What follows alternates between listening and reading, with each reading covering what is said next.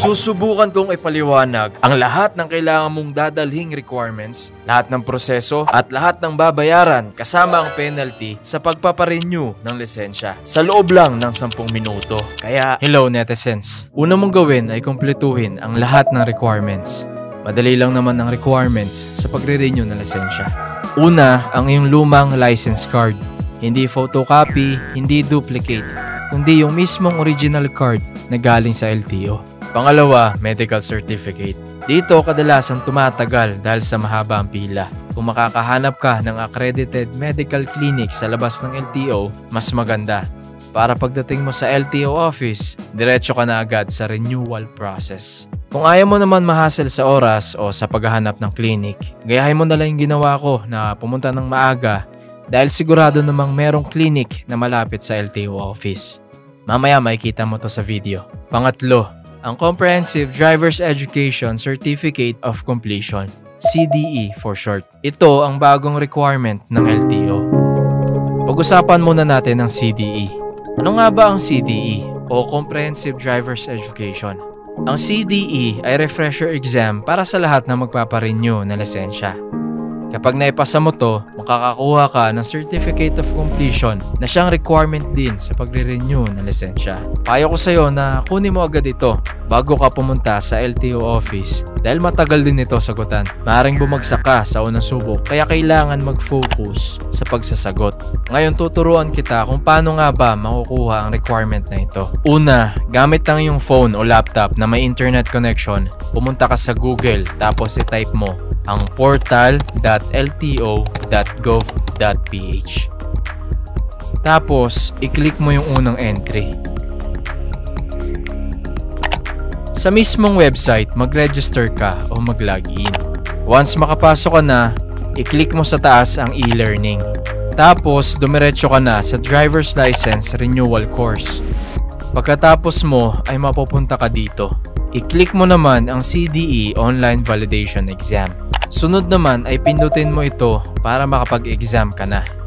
Huwag kang mag-alala dahil wala itong time limit. Pwede ka namang umulit kung sakaling hindi ka makapasa sa unang subok. Kaya dapat sa bahay mo ito gawin o bago ka pumunta sa LTO office para hindi naman masayang ang oras mo sa mismong araw ng pagre-renew ng lisensya. Kung pasado ka, congratulations! Matatanggap mo na ang iyong certificate. I-print mo ito agad o i-save bilang requirement at katibayan na nakapasa ka sa CDE exam. At maisingit ko na lang, paalala, dress code. Sumunod sa dress code na ipinapatupad ng LTO. Pila pala to, no? Pila tayo maganda. Bawal sando, tsinelas, shorts, tube, sleeveless, spaghetti at off-shoulder.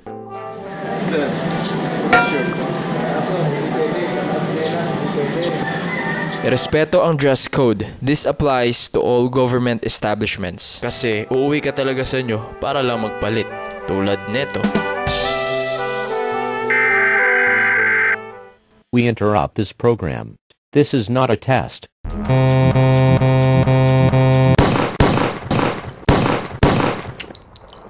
Okay, ngayon pumunta na tayo sa pinaka-importanting parte ng prosesong ito, ang renewal process. Ngayon, dala mo na ang luma mong lisensya at printed copy ng iyong CDE Certification of Completion. Pumunta ka na sa pinakamalapit na LTO office. Step number 2, go to the nearest LTO. Magproseso kung saan accessible sa iyo ang LTO o renewal office. Malapit ako ngayon sa Tagaytay City, kaya dito na ako magpaparenew ng bagong lisensya. And we're here at LTO Tagaytay. Unang gawin mo ay maghanap ka ng medical center na accredited ng LTO. Laging merong center malapit sa LTO. Magpaparenew po ako ng lisensya. Morning po. Dito, kukunin ng yung height, weight, medical history, personal information, eye condition, blood pressure, at ang iyong blood type. Kung makakahanap ka ng mas mura sa 500 o 450 pesos, mas maganda. Pagkatapos makuha ang result, agad na dumiretso sa LTO para magproseso. At this point, di mo na kailangan ipa-photocopy ang iyong lumang driver's license. Isubmit mo na lang kasama ang iyong medical dahil requirement din yan. Pumila at kung ikaw na ang kasunod, i-assist ka ng guard kung anong detail form ang kailangan mong i-fill out. Kapag may babaguhin, wala. Wala po, paso na. Ha? Paso na, expired na po. Expired na. Thank you po. Ano ba yan? Renewal po ng expired na license. Ilan taon? Yan. Kaka-expired lang po this year. Ha? Kaka-expired lang. Ay, expired lang pala. Wala nang form. Expired lang ba? Kaya expired lang ba? Opo, kaka-expired lang. Wala pa 2 taon? Wala pa. Wala nang babaguhin? Wala naman po. Wala nang pipilapan? Ang protocol dito sa LTO Tagaytay, ang lisensyang expired ng 1 taon pababa ay hindi na kailangan mag-fill out ng blue form. Kundi contact tracing form na lang at online registration ng account sa LTO official website. Pumunta agad sa license verification window para maproseso na ang pag-update sa iyong lisensya. Magandang hapon po. Ililipat ka ng LTO staff sa kanilang IT technician para i-verify ang iyong online account. Magandang hapon po. Yes po, magandang hapon. May account ka na sir, ano? Yes, sir. Sige po sir, sa window 3 ka na lang. Window 3. Tatawagin ka na lang po sir, ako nang gagawin. Pagkatapos, diretso ka na sa cashier para magbayad. Tigil muna tayo dito para pag-usapan ang tipikal na magagastos mo sa pagre-renew ng lisensya. Ang medical certificate ay nagkakahalaga sa pagitan ng 400 to 500 pesos depende sa clinic. Sunod, ang bayad sa bagong driver's license card ay 585 pesos. Walang bayad ang CDE exam, so 0 pesos. Ngayon, pag-usapan naman natin ng penalty. Kung hindi ka nakapag-renew mula 1 araw hanggang 1 taon, may penalty itong 75 pesos. Kung 1 taon naman hanggang 2 taon, 150 pesos ang penalty. Kapag naman 2 taon pataas, 225 pesos ang penalty. Kamukha nung sa akin, may penalty ako na 75 pesos dahil ilang buwan akong nahuli sa pagpaparenew ng lisensya. Kung wala ka namang penalty, maaring 1,000 hanggang sa 1,200 pesos lang ang babayaran mo.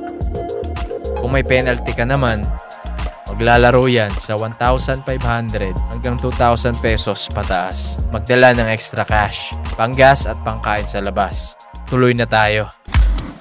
Magkano miss? 660?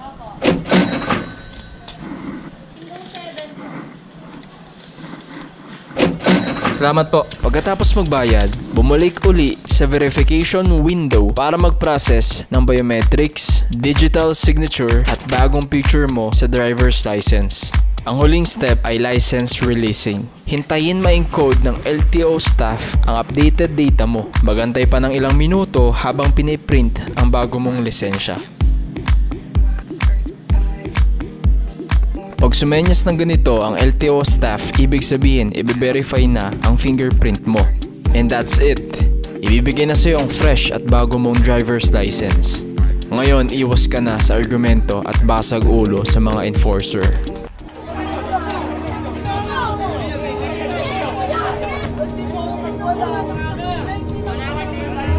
May video, pre, may video.